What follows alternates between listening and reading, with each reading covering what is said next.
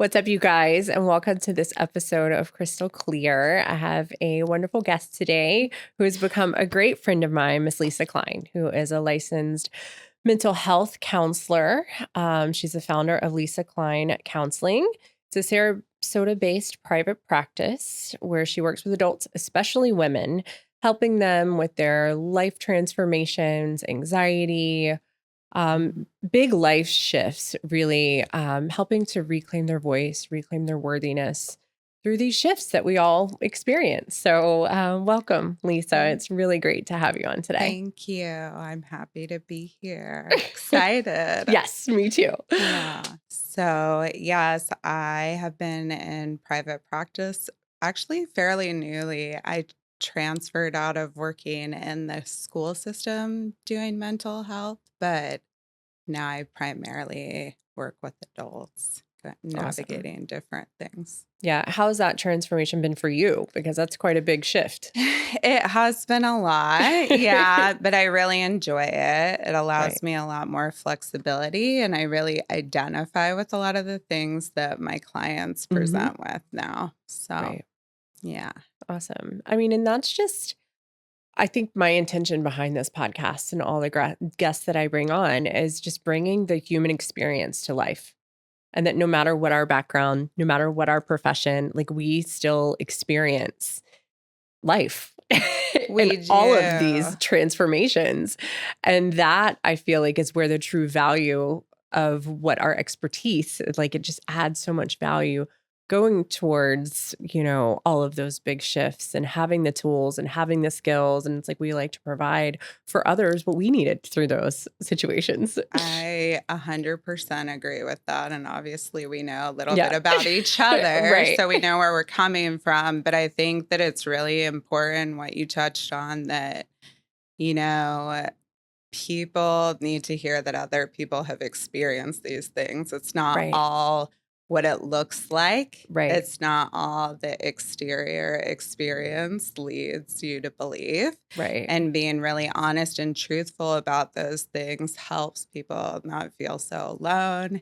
And that goes for everyone. Yeah. So, So, yeah, I love that. Yeah. Thank you. And something I come in to podcasts with intentions, but Lisa and I had like 3 pages of things we wanted to talk about today. So we had to narrow it down. But one of the big things, and it's kind of been a theme throughout my journey and things that I've shared, but something that we can like kind of just jump right into is something I think everyone has experienced in some way or another, whether they know it or not. And that is like self-abandonment. And coming back to yourself after certain types of relationships or careers or, you know, just trying to really figure out who you are and getting to your authentic place and your authentic person. And it may be because, you know, you grew up doing everything you thought you were supposed to be doing, but it was never really made you feel purposeful. I mean, we could go probably 3 days talking about this one thing. Yeah. But would love to just kind of, you know, from your professional perspective, personal perspective, what does that really mean to you? Like when you hear that, like self-abandonment, coming back to yourself. What does that mean for you? That means for me, first of all, I want to say that's ever evolving. 100%. Because you coming back to yourself right now might be different than it was at a different time. Your perspective is always shifting. For me, I feel like there can be times I feel like I'm really in an authentic place. And most of the time I do. I'm pretty transparent, maybe more so than sometimes is needed. But I think it's better to just say what's on your mind, generally speaking. But for me, I think it means standing in your truth without apologizing for it. And that can be really hard for people because in situations like you talked about with work, there's a balance with, you know, what is professionally expected of you and what might be in alignment with your values. And then you kind of have to measure and balance that the best way that you can, and nothing's ever going to be perfect. Right. So you do the best that you can. But I think really to me, that is the big thing, like not being apologetic for who you are. Right. Yeah. And, just to elaborate on that a little, that doesn't mean you like go be an asshole and not apologize for it. I was going to say the same thing. Like, We're in don't be alignment. a freaking a-hole. Because that is unprocessed stuff you need to work through. But no, so my perspective of what, or perception of what you just spoke about is really what I've been really trying to, it's what I wake up every day and try to do. And for me, that looks different daily. Yes. Honestly, it looks so different from day to day. Like my truth and what I'm showing up for today looks a little different than it did yesterday, because yesterday was Sunday. Right. And I was home with my kids and we were by the pool. And, so just giving yourself permission, it kind of goes back to that 4 Agreements book, like doing your best every day and and giving yourself the flexibility to know that that's different. Right. And you don't always have to be 150%. Like if you're at 70% today of whatever you want to judge that percentage on, that's okay. Mm-hmm. And if you're not, that's okay too. Yes, 100% agreed with that. And I also think with that said too, when I was thinking exactly what you said about that doesn't give you an excuse to be an asshole, is really that when you do mess up, because everybody inevitably does, like there's no way, because we're all human and whatever you see on social media is not true, that you are able to hold yourself accountable without shaming yourself. Right. Yeah. That is the key. It's like really, when we talked about this a little briefly before we even started filming, it's like that integrity, the character, like who are you when no one's watching? Yes. How I show up for myself when I'm home alone is the same way I show up for myself, if not more powerful than it is when my whole family's there. Or how, so it's like, that's the way I perceive that. Like and I've had to really figure out what that was, because I haven't always lived that way. Yeah. Not as consistently as I have in the past, I would say 5 years. It's because you're exploring, you're diving into different avenues. You're socially a little bit more vulnerable, I think, in your 20s and your teen, especially in your adolescence, for goodness sakes. Yeah. For example, my daughter, I use her for example a lot because she's at that prime age where all the things are happening, but she has a friend and she's like, it's so different. Like when there's another group of friends around, her voice even changes and she starts, and she's like, I just want to hang out with friends that don't talk about other people. I'm like, be patient. Yeah. And know that if it's one person, and we talked about like quality over quantity and people really trying to discover themselves at that young age. And I'm like, I feel like you're just an old soul. Not everyone who is your age understands this, but I love that you do. Yeah. But, there's people in their 30s and 40s and 50s, and some people never figure it out. And we're seeking that external validation. And we don't really know what it is that we want. Or maybe we've never had the opportunity to have space to understand what it is that we need, because we're seeking and listening and conditioned from all of these environmental factors that don't give us that space to process. Like, what is it that I really want and that I need, and what feels good for me? Like, what brings me peace? What brings me joy? Not what I think I should be doing. Right. Right. And I think a lot of people too, like there's safety in not being yourself in a way.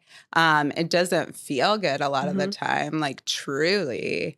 But if you're just one of the masses, like you aren't picked out, like people, when I think of high school, she's in high school, right?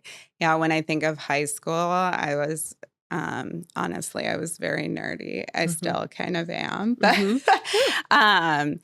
that, I remember thinking, I don't really care that I'm super nerdy, but a lot of people had different opinions about me, and that probably would have been harder for somebody who wasn't, more self-assured. And I went through different things, in my life that kind of led me to that way that I was. But I think that it's really difficult when people are going through identity formation. Like, one of our core needs as people is to be accepted and feel, connected to other people. I still feel that. But now I think when you get older, right, and you have more life experience, you can be like, I want to be connected with people who support me, embrace me, and challenge me too. Like, it can be both. It doesn't have to be mutually exclusive to one, but some people just, they would rather not kind of go against the grain because it can be easier. Yeah. And it's scary to really get into yourself sometimes. Yeah, I think so. I feel like I'm a person that's never really liked to be part of the, like, if everyone's swimming this way, I'm like, well, this way's way less crowded. So I'm going to try this out. Like, this seems a little more peaceful over here. It's interesting to reflect back on. And it's also interesting, for my own experiences, but interesting to see, like, as the world we know it today, what that even looks like. And, so I think when we think, like, coming back to ourself after relationships, for example, like, you can get into whether it's an intimate relationship, a family relationship, because it doesn't have to just be with an intimate partner. Like, if you're giving and you're giving and you're giving and you're not receiving from those situations and those connections the way that you had hoped, I think that's really kind of what gives us that lack and the void sometimes. It does. So it's like finding ways to balance and fill the void from the lack of connection that we want, because it's something we would give. Like, it's like, oh, well, I would do this for this person and this and this. And it's like, okay, well, if that's just not them, it's not them. So it's almost like releasing the expectation, but also setting a boundary of, this is what I need. Right. And finding relationships and connections that are fulfilling in that way. And if you don't have those relationships with other people, and honestly, I feel like until I understood what I needed from myself, I didn't know what I needed from other relationships. That's really true, though. I mean, because if you aren't aware of how your wounds or upbringing has shaped your worldview and your perspective in dealing with people, it can be really hard to understand why things happen in the dynamic. Because truthfully, in any relationship, like you were saying, whether it's peers or family or intimate partnership, you mirror each other. Like, you will trigger each other, which is why, in therapy, I kind of try to, I don't directly necessarily say this, but I genuinely think that most people act by doing what they think is best. Like, they aren't purposely malicious. That doesn't mean that they're meeting your needs. But I think it's important to think about that because, when you're abandoning yourself in order to try to get something from somebody else, it's something that needs to be, like, addressed within you. That doesn't mean what's happening is wrong or right in the relationship. Those are individual circumstances, obviously. But if you feel so compelled, to keep grasping at that and they're not meeting you, so it's like, what is it inside? It's like, what needs to heal in there? What does it say about you that person is not giving you what you need? What do you feel like? And why are you expecting this of this person? And not soul searching within. Like, a great book from Young Playboy, like Inward. Have you read that book? It's so good. And it's really small little pages, but he really kind of, like, little tips. Like, I feel like it's like a potty book. Like, every day it's like, oh, wow, I didn't think I could do that. It's like little things we don't think about, because I think from very young, we are taught or conditioned, just in society or whatever your background, and just to seek from external. Yeah. We're not necessarily depending on, I feel like I do my best to instill this into my children is, seek from internal. Like, what is it that you need today? And that should be what shapes and forms, who you surround yourself with and what you're doing and what you're eating, how you're moving your body, whatever that means is like go inward first instead of thinking like, I need it from here. It's like, what in here can I do to nurture myself first? Yeah. I agree with that. I think people just get really confused as time goes on. Because we have all of these overstimulating, we need to do this, we need to do this, we need intermittent fast, we need to do that. Like, and there's so much shit out there. Even at school, like even young and like thinking about kids that are maybe neurodiverse and like how they have to, or a lot of times feel like they have to mask like their behaviors or symptoms because they aren't accepted by their peers. And then that creates like a whole plethora of self-abandonment, which is really heartbreaking. Yeah. But instead of owning and being empowered by who they are and accepting that. And I think too becomes like understanding that one of my favorite quotes is like other people's opinion of you doesn't matter and it's none of your business. Yes. Yes. It's like if we can, and trust me, I do it to myself all the time. But if we can really internalize that, like just take a minute to think about that, because why is it as humans do we try to please other people?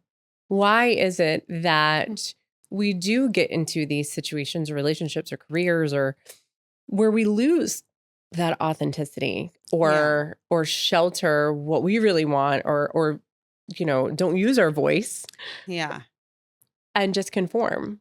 I think that's a twofold kind of response. It really is. I think it's almost like part of us doesn't know what we want all the time. You know, when you're young, you might think you want X, Y, and Z life. I mean, I remember when I worked with kids, they would be like, I have my whole like, I'm going to get married at 18. And I'm like, okay, and I'm going to be a doctor by the time I'm 24. Like they have this ideal. And MASH, did you ever play the game MASH when you were a kid? I'm going to get a mansion. Like I know it's going to happen because I got it.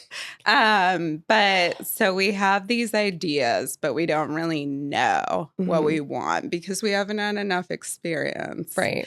And then I think on the other side of that, when we're growing up, and I hate to like attribute everything to like attachment and this and that, but that's a big part of stuff. So when you don't have your needs met necessarily when you're younger or you're, taught to accommodate or like say, not ask questions why you have to do things, then you kind of lose that touch with your own intuition. And you kind of go into everything like listening to other people and this is the way I'm supposed to behave, and then it takes a lot of unlearning, Right.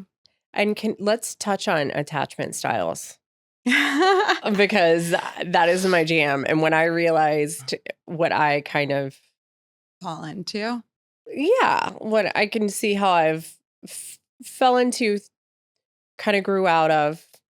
It's like you because constantly evolving again.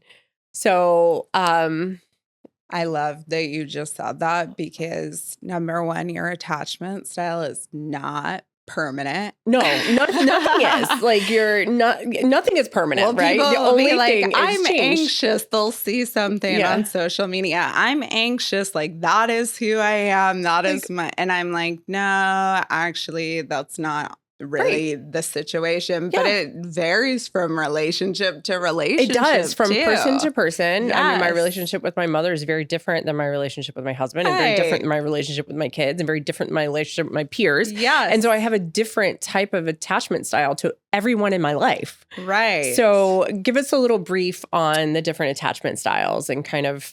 Well, there's anxious attachment, which, has a bunch of different it's easiest for me to talk about it, I guess, in context to a romantic relationship, generally speaking. But there's the anxious attachment, avoidant attachment, disorganized attachment, and then secure attachment. Right. In regards to like an intimate partnership, an anxious person might be the person that identifies as like overanalyzing everything, kind of trying to figure things out to anticipate the ways somebody else might act or respond to them before they do. They work themselves up by trying to fix the relationship before anything happens. Right. I used to very much relate to that one early on. And then the dismissive on the other side, that's kind of like the other side of the pendulum. The dismissive is the one or the individual who is like, you're freaking me out when you want to get too close. Like it's too much for me. You're, getting in my space. I feel overwhelmed. I'm not going to be able to engage with you. Right. Also felt like I can relate to that one in a different relationship. Well, and I'm thinking of these things too. And it really depends on like who the person is with you, right? It like brings like out what that person brings alive inside of you, as Marshall Rosenberg would say.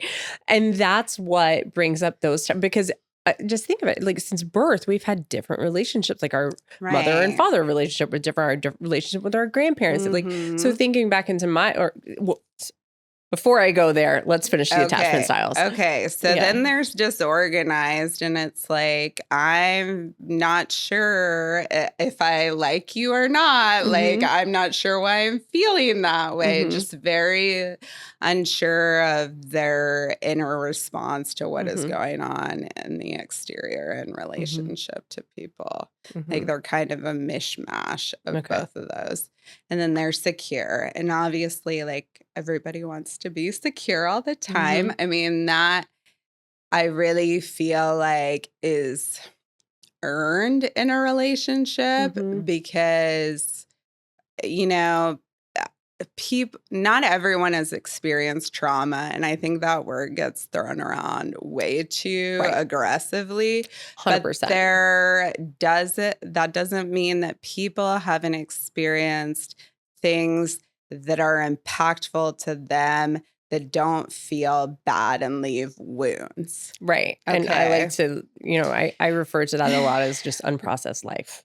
Yeah. Like sometimes we have unprocessed life. Right. And I think that's a great way. Yeah, because it's normalized because we all have something in our life and our body and it could be something that didn't even happen to us. It's something that we witnessed in our family situation. Exactly. It could be something that we witnessed with friends and their families. Right. Or more subtle things. But I think that when you're in relationship with somebody, you can learn to heal those things 100% with each other. Yeah. I mean, I even think, and a lot of people are like, oh my gosh, when there's an anxious and avoidant together because they like go through cycles. That's a very common relationship dynamic. But I will say it's not, easy, but I think that those people are drawn to each other for a reason. Yep. And they can, if they're both able to be accountable for how they come in, become secure if it's meant to be. And they're like prepared for that work, like that deep work. A lot of freaking work. I will tell you firsthand. Yes, it is a lot of work, and it takes a lot of inward searching, a lot of transparency and communication. Yes. And a lot of trust. It does. You have to be really vulnerable. Willing to face your own shit. Yeah. And avoidants don't like to do that. And anxious don't like to do that. Because me coming more from like an anxious attachment style, again, with different person, I'm talking about my now husband. Yeah. Was more of like, well, if this happens, this is going to happen. And that's kind of what led to those PTSD patterns. And it's like, well, it doesn't always have to be cause and effect. Like you've created this whole monstrosity of a story in your mind I'm talking like way back, but like thinking the worst is going to happen, or that was my own conditioning. It didn't really have anything to do with him. And that's so valid, though, because our history shapes our worldview. Yes. Like it is. Right. And then there's the cycle of shame with that for an anxious person, too. Like, why am I doing this? I can think logically. Well, it's not actually illogical what you're thinking either. So, it's just getting in all this stuff and kind of seeing things as they are. Yeah. Well, and it's really just, and do you have any good resources for researching the attachment styles for listeners out there? I always like to kind of throw a resource out there. Any good books or anything like that? And if so, we can, if it even pops up later. Yeah, I actually have I want to give you an account that I follow on social media. Okay. But I want to make sure I give you the right handle. Okay. I think it's the Secure Attachment Therapist, but I'm going to confirm. Okay. I think I follow them as well. Something like that. Which is really interesting because, having my daughter at 25, having my son at 35, realizing Matt and I have tried so hard in this new age of parenting. I mean, our other kids are 10, 11, and 13 years older than our almost 5-year-old. Yeah. And he has like the healthiest, secure attachments. Like he's great. He's excited when his nanny gets there. He's excited when mommy gets home, when daddy gets home. He's fine when we leave. And, there's days where he's like, I'm a little bit sad and I missed you. And but just seeing that and knowing the difference, and then me thinking like, of how I was at his age when I had to leave my grandmother, who was my person. And it was like, what's going to happen to me? What, just thinking of like the internal and seeing that's like, oh, we've done such a good job. He's secure. I mean, we all have but that to me, I think was like a huge goal coming into this new chapter, is just creating a secure, safe place. Yeah. Not only for him, but for myself and for the rest of our family and my friends and my peers. And, I'm sure you get this often. You tell someone you're a mental health professional and I'm laughing about a lot of things. Like, okay, you owe me like $600. No, I'm just kidding. Well, a lot of people like to divulge, what do you think about this? And I'm like, my gosh, the nuance. I can't give you I think it also speaks to like, you're a safe person. And people feel like you're a safe place, whether probably even not even knowing what your profession is, feel like they can talk to you. And I think, you and I, the first time we ever had coffee, were like deep into the weeds of like life and family. Yes. But it was a beautiful thing because it was like, okay, we knew a little bit about each other's background, but I think that just speaks to having safe people, having a safe place. So, research. If you feel like whatever your attachment style might be, there are resources out there for you. Lisa is one of them. Yeah. So, this is what she does on the day to day, and helping people process through their life and their, working on the deep, deep inner stuff, and, getting kind of moving forward into like reclaiming your voice. Yeah. So we get into these situations, we lose ourselves, whether it's career, relationships, whatever. What do you recommend for people, whether it's romantic, family, parental, peer, like reclaiming their voice after, say, and I hate to use the word narcissism or narcissist because I think it's way too trendy and all the things, but an emotionally manipulative relationship? Well, the first thing that I recommend to anybody that comes in and presents with that to me, and even just like friends, although I might be more candid in those situations. Right. And this is speaking off the record. We're not in a session here.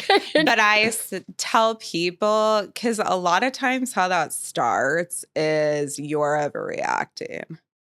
Like, your feelings aren't valid because of what I said. Like it could be, I'm single in public and you've been dating somebody for a long time, and them being like, that hurt my feelings. And they go, I'm just kidding. Right. And that's gaslighting, right? First of all. But then you have to be able to be like, no, actually, no. Right. My feelings are valid regardless of your fucking intentions. Like that is a firm point for people when they're feeling like, I'm trying to reclaim who I am, validating your emotions. That's different than acting on your emotions, too. Right. I'll also say that you don't want to go start screaming at everybody that I'm right all the time. Yeah. No, because, everybody has their own truth. Right. I was going to say, like, your perspective of what might be right is probably not the other person's perspective. That's why I really tried to not even use the words like right and wrong. Right. Because it's all just personal. We create our own reality, right? But I think when people are in manipulative relationship situations, it becomes about convincing the other person that they're not right, or like that their emotions or where they're coming from not they're devaluing that person. Right. And it's kind of a control tactic to a degree. And that could be because the other person's afraid of being abandoned and hasn't done their work. I mean, narcissists, there are few true. Like that is a very small percentage of people that fit into that actual personality disorder. And honestly, that personality disorder really does stem from their own childhood conditioning and traumas and experiences or adulthood.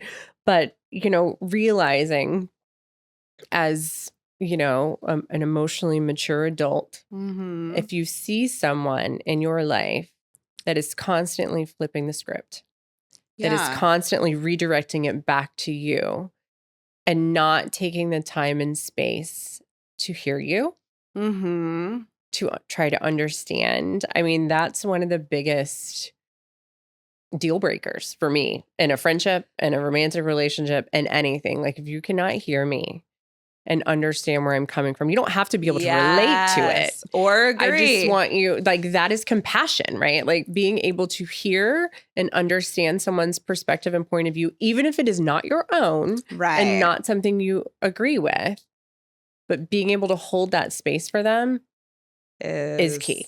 It is. That's solid right there. I think that is really important because a lot of people, like, I always say this to people too, a lot of people that come into therapy with me, might be dealing with relationship dynamic issues aside from other things. And they'll be like, or if they've broken up with somebody that's in a relationship like this, they might say something like, we never fought, like, it was great. And I'm like, well, no, not exactly, because, like, you aren't the two exact same person. So somebody was not saying something, like, there wasn't communication there. And I think, being able to have conflict or those conversations that are hard are important. But really, you're right. If somebody is not able to hear it, it doesn't really matter. It's not going to be. It doesn't change. You can't control. And I think that's part of reclaiming your voice to somebody else and reclaiming it internally. Like, you have to be like, okay, this is my truth and I own that. And like, that's theirs and I can't convince them. Right. Like, how's it going to serve me to keep arguing about it? But you have to get to that point, right? It takes work on yourself to be able to be like, I'm going to just drop it. Right. I'm going to drop it and I'm going to process through why I'm even chasing my tail with it. Yes. And giving it energy. And that's, I think, something really important is no matter what type of relationship you're in, including yourself, allowing yourself the space and time to process. Because so often we are busy and we're going through the motions. And, maybe it's like a conversation we want to have and we don't get around to it because it's not a great time because we're busy or like, so the more you like just let things go. Yeah. And don't face them as they like, that's why I always keep a notebook. I probably have 15 notebooks in my car. Not really, because I keep it kind of clean. But I literally, in every bag I have, which I have bags I switch out often, there's a notebook, there's something in there because I write things down. Like if it's something I want to chat with my husband about, well, I'm not going to call him in the middle of the day when he's at work and I'm, community to get kids because it's not going to be in time for an intentional conversation. Right. If it's something I need to discuss with my mom. It's like, or my kids or, a friend, Right. Just creating space to have those intentional conversations. And if it's something you need to process through yourself, taking that time to do it for yourself. Like, that's why I'm a journal all the time. Love it. And sometimes it's like, oh, this is what we did this weekend and it was great. And other times it's like, I think I astral projected last night and I went into this other spiritual realm and what is the purpose behind this? Because it means something bigger. And what is life trying to teach me right now? And that's the way that I think I look at all of these. Every relationship and every different opportunity is like, what opportunity is this giving me? Because like you said, it's a mirror. So why is it that I keep or I have or who, I'm not necessarily speaking for myself, but why is it that we seek relationships that aren't fulfilling, yet we keep seeking the same type of behaviors? And it's because we haven't taken time to process inward, like we said earlier, what it is we're needing from the external. Do we need anything at all from the external is the question. Well, I think yes. I think we need connection as humans, right? Like, I don't think, I guess there are hermits, but I don't know any. No. But I think that people crave connection. Like, that feels good to be heard by somebody else. And that's why people come to me. Exactly. But I think that we are drawn to people until the experience is fully absorbed. And I don't want to say a lesson because it's not, but it's like you're drawn to certain people, I think, because they show you something that you need to heal in yourself. Yeah. And that repeats until you're able to say, like, come to the realization, whatever it is. Yeah. What do you think in your own life has been that for you? Oh my gosh. Well, I've been in some unhealthy relationships in my life, and I definitely have done an extensive amount of work. Even through my graduate programming and everything, I kind of think a lot of therapists are actually drawn to the field because of that. 100%. It's like we have in our some own way, demons. whether it's first or second hand. So I think that in my relationships, I identified very much with the anxious attachment and like I'm trying to earn whatever to be reciprocated to me. And then eventually it was like, no. I don't know. Like why am I trying to earn my worthiness? Well, and trying to, anticipate what was going to go wrong. Or like, how should I word this to soften? And I was like, why am I doing that? Why am I softening things? So I think that definitely was one of the biggest lessons that I have to take. And with that said, there's a time and a place to address things. I'm very aware of that too. And that, like I said, I feel like most people genuinely do come from a good place, but that doesn't mean that they're good for you. Right. And that's a big thing. And it's like knowing that, wow, this looks like externally, everything looks great. Yeah. But why isn't it good for me? And it's like, and coming to the acceptance of that. Yeah. Like, that's okay. And I think that's why, marriages are great. And then, people dissolve them eventually because, that's great for that period of your life. Right. But it's okay to transition and transform because that's the evolution of life. And not everyone, and this is something someone told me a while back, like, not everyone wants to heal and not everyone wants to grow. And some people are fine the way they are and genuinely fine. They're happy. They go to work. They're content. And that's great. It is. And I don't think I've ever been one of those people. No. But I think those people are awesome. Yeah. But I think it's just really cool to know that, like, not everyone is going to get it. Right. And I think you're right, really being able to accept that. from a place of somebody who wants to constantly be evolving and growing, that like, okay, that's okay if they're not there. Yeah. And like, I have to be okay with that. I'm not going to make them see, like, I'm not going to make them come to my side. And and it comes with just having that healthy separation and those healthy boundaries of knowing like, that's them and that's what serves them. And that's okay. I think it takes a long time and a lot of work to get to that point, though, I will say. Like a lot 100%. Of people, and I think that's where when you were asking why people are attracted to certain people, it's because that hasn't happened yet.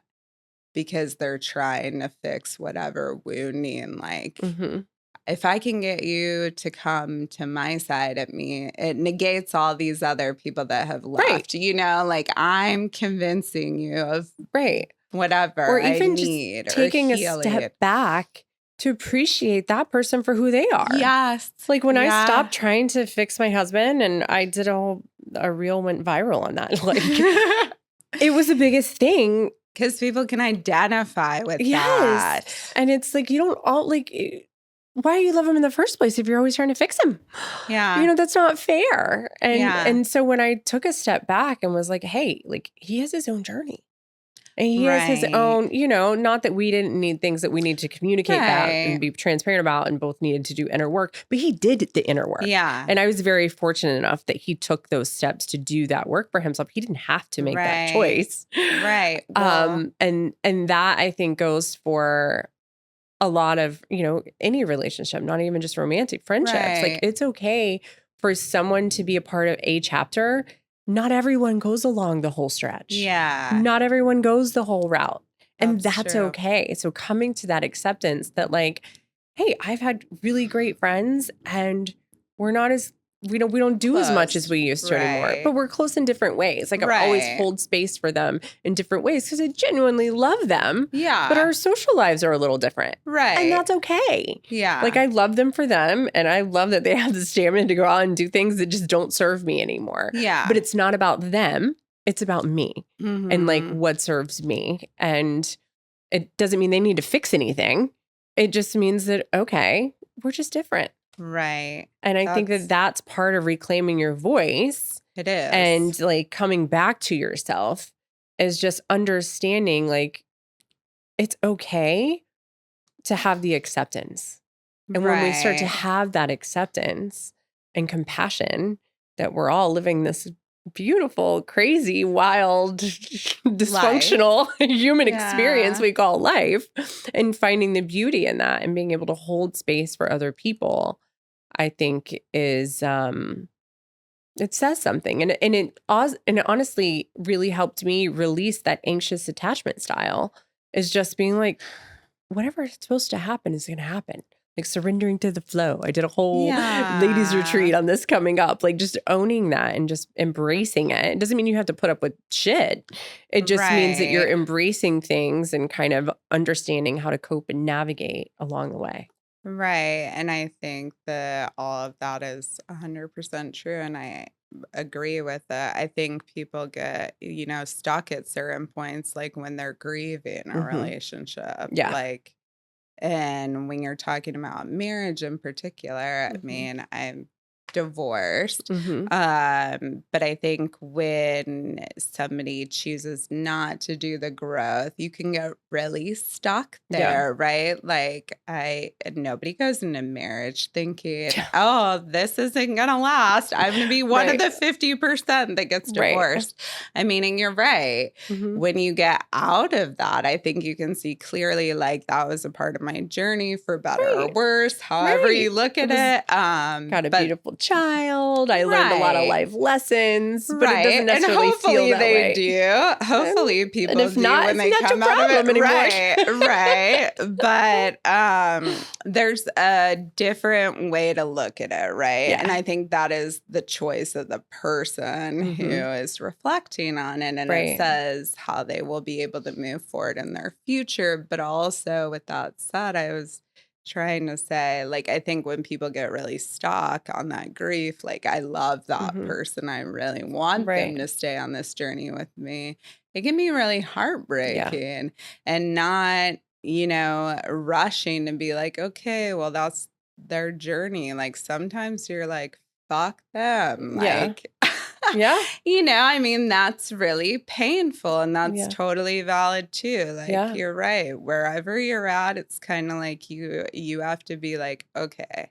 Yeah. That's why I said really it starts with to grieve. Validating like, it's okay. Your feelings where you're at is so important to getting in touch with your gut and where you are. Right. And just intuitively knowing, giving yourself the space and time and compassion to grieve, giving yourself that, what you would give others. Yeah. In those situations. And oh my God, I feel like we could talk all day long. I know. I know.